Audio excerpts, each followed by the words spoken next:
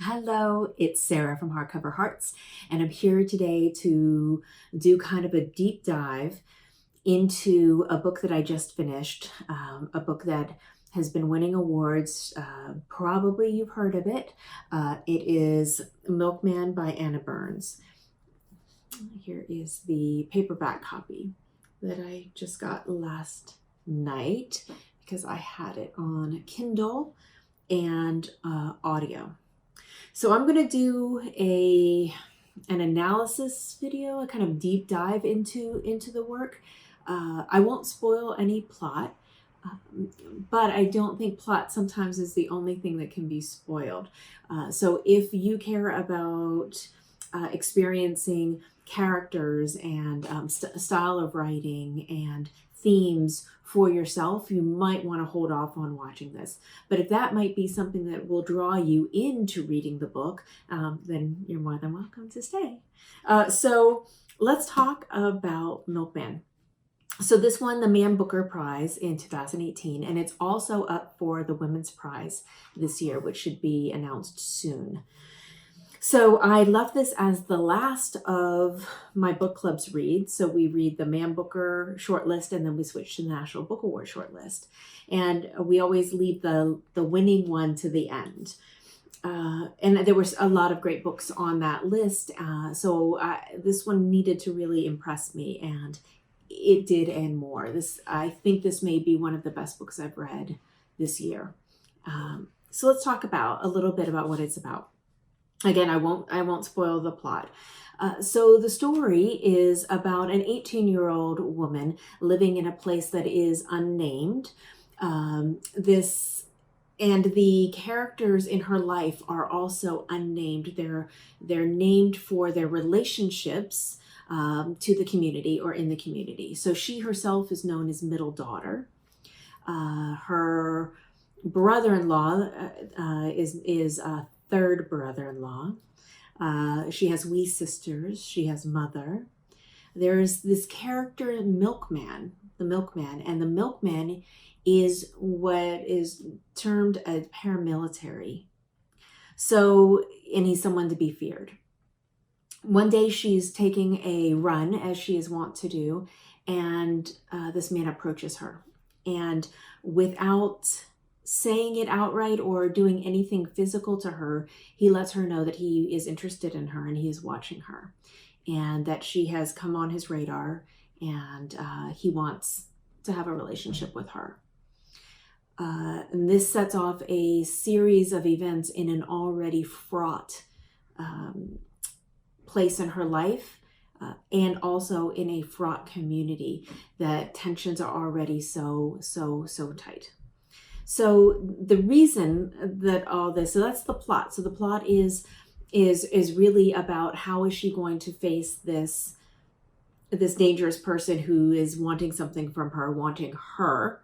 How is she going to deal with this is she avoiding him? Is she going to address him? What is her course of action here? And that could be enough. But then this book really goes into what becomes a theme. And I think that the central theme of the book is how people deal with control and multiple layers of control. So there is the family control. So in this family, in this society, in this community, women are expected to marry young, and they're expected to start having children very quickly. There's a religious aspect to this in the community. It's very important. Most of the families in this community have many children. It is very unusual for a woman not to be married and not to have a lot of children. So at 18, she's feeling that pressure. She herself comes from a large family, and she's the middle daughter. She also is dealing with community control. So it becomes very clear very quickly within the first little bit of the book that someone has seen the Milkman talking to her, and rumors start off that she's having an affair with him, even though he's married. So all of a sudden now she's under the guise of, and under the auspice and the eyes of the entire community. So she's being watched. There's also, as she's talking to Milkman, that very first time, I think, she hears a click. And she knows that that means that their photo has been taken. Because not only are they under familial control and community control, she's also under state control. They all are.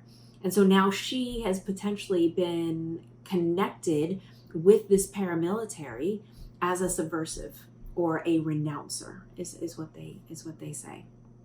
And so you see the levels of ratcheting the tension in this environment that she's living in.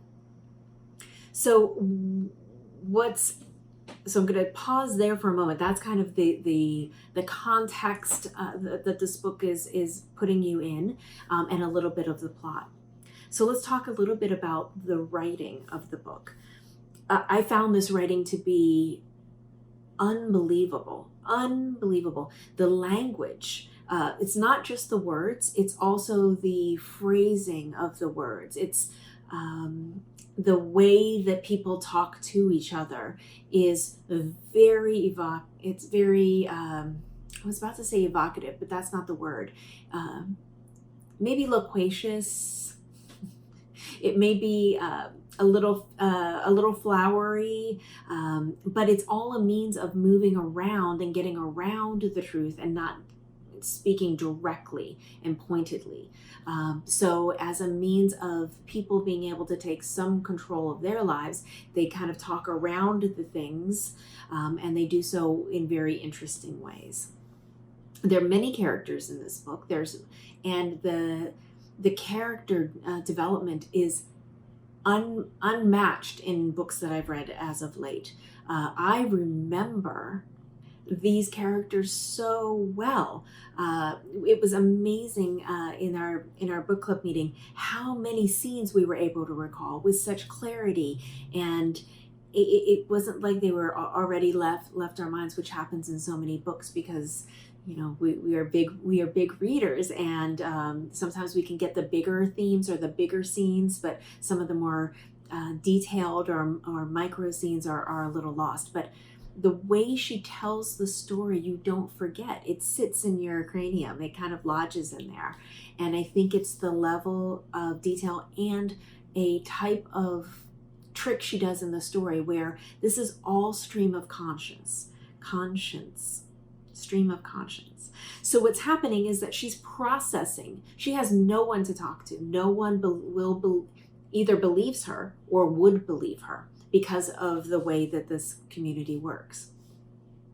So what ends up happening is that you're reading her processing things through. And she has this amazing ability to understand what's happening and hear the words at the same time. So she sees Milkman approach her the first time, and she knows this is unusual. She knows this shouldn't happen. She knows what he's doing in the moment he's doing it, and she hears his words. But she doesn't respond. So part of her asserting her own control and trying to rebel against the control that's being waged on her is she keeps her own counsel and she keeps her own secrets. And so what is remarkable about this book is that with a lot of books you read, you say, oh, well, this all could have been fixed if X person had talked to Y person, or if this person had only shown this other person what was really happening, this would all have been taken care of. And you really see, because of the way she processes this information, that so much of this would not have been fixed, could not have been fixed. And that is the challenge of living in an environment that is so heavily controlled as the environment that she's living in. So a lot of the writing itself, if you read the book, the written book, it's large swaths of writing. As you can see, there's only one page break here. This is very true in most of the pages. Again, one page break. Know that if you're going into it, here's one with no page break at all, that makes it feel, one of my friend Lydia at our book club said that she just felt claustrophobic. She, how do you get out? How do you, where's your exit out of this? and that is purposeful. Did a mixture of, I read it on my Kindle and then I would listen to the audio. And I found that the audiobook unlocked so much of the key to what made this book magic for me. So I would recommend listening to the audiobook, because the language really resonates and comes through. The beauty of the conversations and the choice of words and how it's used are remarkable, beautiful. I won't forget it. It's inspired me to have a better vocabulary, a more active vocabulary, instead of just resorting to the words that I use all the time.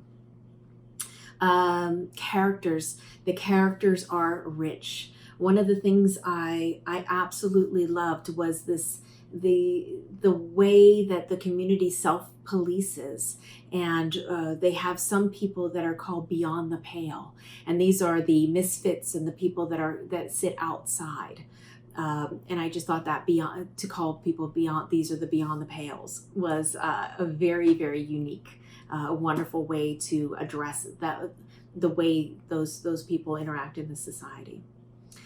This character, middle daughter, is unique in that I already said she keeps herself to herself. She keeps her own counsel. She works things through in her head. But there are so many moments in this book of beauty and her noticing something and holding on and polishing that gem of beauty because she knows how rare it is. A kindness, a sunset. She is known as being kind of a weirdo and an outcast, and one of the people that's considered someone to not right or off, because she purposefully will walk through this dangerous, dangerous town reading books. But she always knows where she is, and she knows her guideposts. But this is a way that she can go into herself and protect herself and take care of herself. She's a remarkable, remarkable character, and I loved this book very, very much. Now, what's interesting, and I'm hoping that other people have read these books as well, but we read this in relationship to The Long Take, which is also one of the short list books for the Man Booker Prize.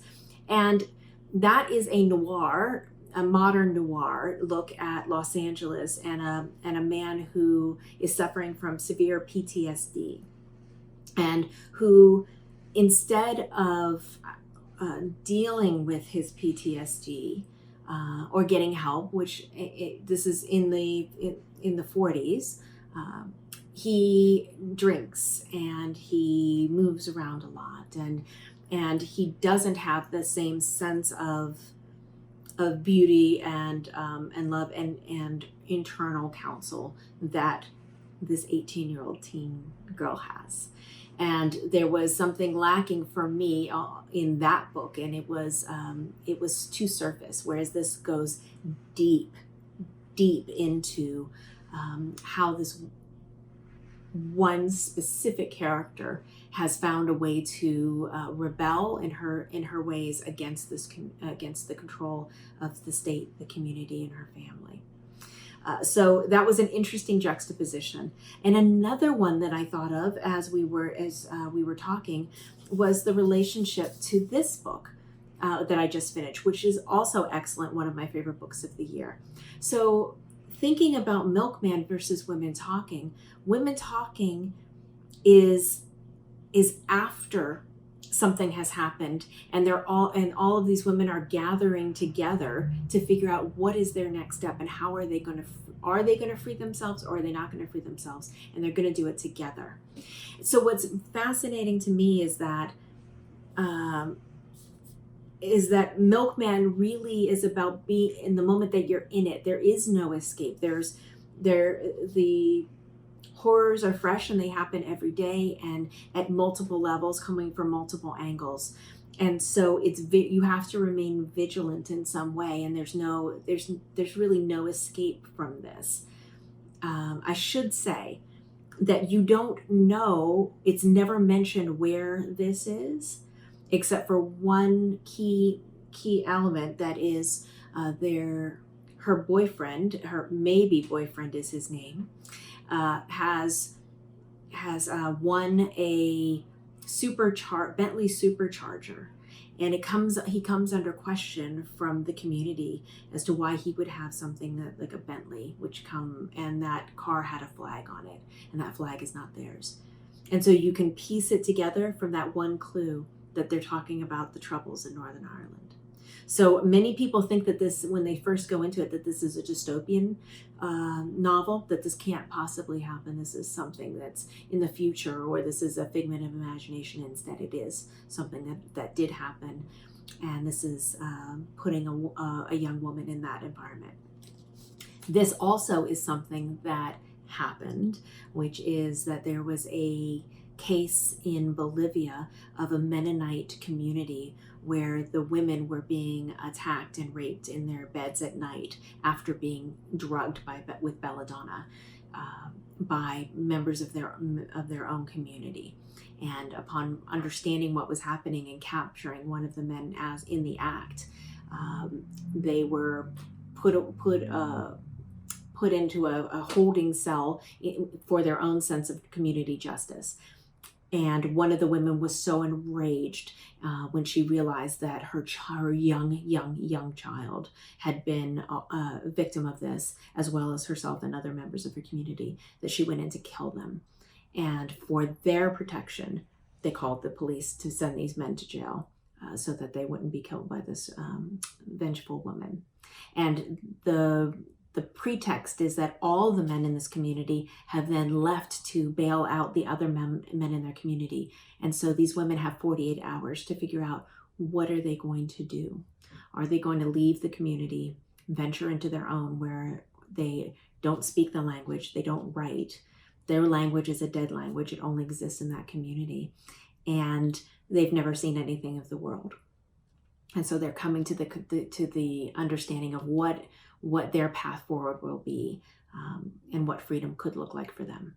And that's not even something that's in consideration for the communities in Milkman. And yet we know that the situation in Northern Ireland did change.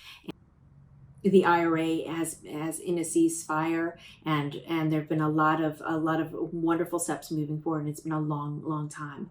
Not to say that these wounds don't still exist, but Belfast is a completely different place than it was in the 70s when these things were happening. So I found that to be really interesting. I hope you did too. Please let me know your thoughts in the comments below. One of the joys I have of being new to BookTube is some of the wonderful conversations I've had and comments that I've gotten. So wonderful. Thank you so much. I hope you enjoyed it, and I'll look forward to talking to you soon. Bye.